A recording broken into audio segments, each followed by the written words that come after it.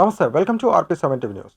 మంచిర్యాల జిల్లా కాశీపేట మండలం పెద్ద ధర్మారం గ్రామానికి చెందిన గుమాస మల్లయ్య భూమిని మందమర్రి మండలం అందంగులపేట శివారులో సర్వే నంబర్ 202/4 3 ఎకరాల 18 గుంటల భూమిని అనంతరం సూరన్న మాట్లాడుతూ మల్లయ్య వారసులకు తెలియకుండా శ్యామల శ్రీనివాస్ గుమాస మల్లయ్య చనిపోయిన తేదీ నాడు 7/3/2017 మరణించారు. గుమాస మల్లయ్యకు సంబంధించిన రిజిస్ట్రేషన్ భూమిని శ్యామల శ్రీనివాస్ కబ్జా చేసి రాజకీయ నాయకుల అండదండతో పలుకుబడితో బాడీ రేవునే రికార్డులతో కాస్ట్లో పేరు ఎక్కించినారు.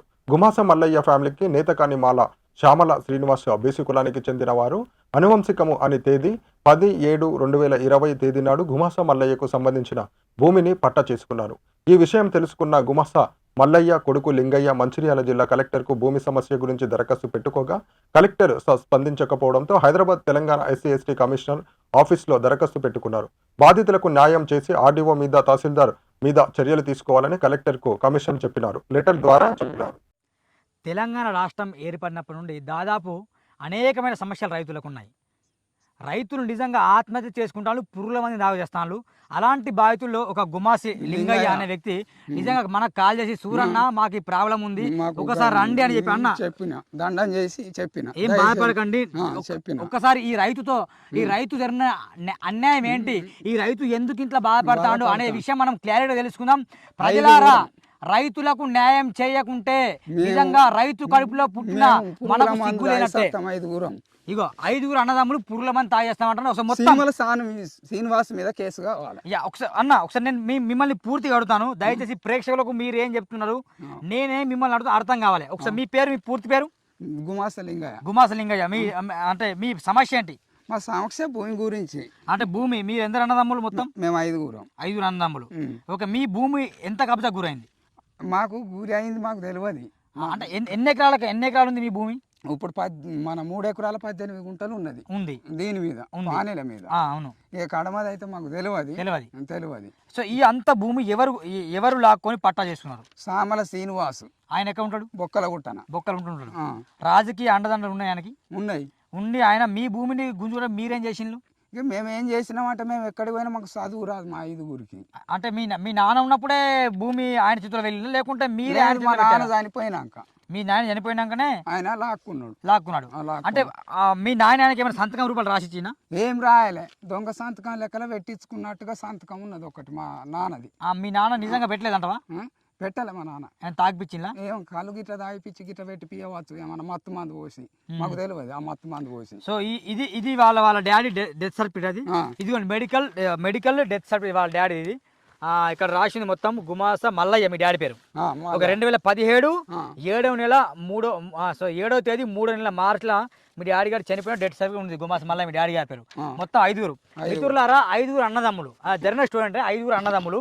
వీళ్ళ యొక్క స్థలం మొత్తం కబ్జా గురైంది. ఇక్కడ ఆయన చెప్పేది 3 ఎకరాలు చెప్తాను. ఇక్కడ స్థలం చూస్తే మాత్రం దాదాపు 7 నుంచి 8 ఎకరాల వరకు ఈ స్థలం ఉంటుంది. ఇంత కబ్జా గురి చేసిన వ్యక్తి పేరు అంటే సామర్ల శ్రీనివాస్. ఆయన బొక్కల గుట్టలు ఉంటాడు. ఆయన కబ్జా చేసినప్పుడు వాళ్ళ డాడీకి ఏదో తాగిపిచ్చో లేకపోతే తినిపిచ్చో ఏదో మత్తు ఇంజక్షన్ ఇచ్చో ఏదో సంతకం పెట్టినట్టు చెప్తాడు. అది కూడా ఫోర్జరీ చేసి సంతకం పెట్టినాడు. తెలియదు అప్పుడు ఆయనకి ఇట్లా సంతకం రాదు కావచ్చు, కానీ ఎవరితో సంతకం ఏలి ముద్ర పెట్టేసి వీళ్ళ భూమి మొత్తం కబ్జా చేసినట్టు. ఇవి మొత్తం వీళ్ళ ఆధారం చూడండి. ఈ పాని డీటెయిల్స్ ఇవన్నీ. ఇక్కడ శ్రీయుత గౌరవనీయులైన ఎస్సీ/ఎస్టీ కమిషన్ చైర్మన్ తెలంగాణ హైదరాబాద్ నమస్తే అని చెప్పేసి గుమాస లింగయ్య, గుమాస మల్లయ్య అంటే ఇతను లింగయ్య ఎస్సీ/ఎస్టీ కమిషన్ లెటర్ కూడా రాసిండు. అయినా ఇతనికి న్యాయం జరగలే. ఇవన్నీ పాని డీటెయిల్స్ మొత్తం తీసుకుని ఇక్కడ శ్రీయుత గౌరవనీయ కలెక్టర్ గా మంచిర్యాల గారికి కూడా రాసిండు. ఇక్కడ కేసీఆర్ ఫోటో ఉంది.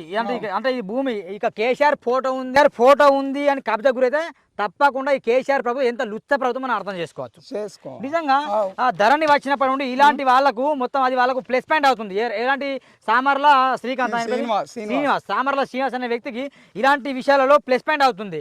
దయచేసి మిత్రులారా, ఇతనికి న్యాయం జరగాలి. ఆయన కేసు కావాలి. ఎవరికి? శ్రీనివాస్ కేసు అయితే మళ్ళీ బెయిల్ బయటకు వస్తాడు. అయితే మేము ఏం చేయాలంటే కేసు అయితే బెయిల్ బయటికి రాకుండా దాదాపు ఒక 20 సంవత్సరాలకు జైలు కావాలి, ఈ భూమిని వీళ్ళు పండించుకోవాలని చెప్తున్నాం. అయితే ఈ మీ 5 అన్నదమ్ములు ఏకతాటి మీద ఉన్నారా?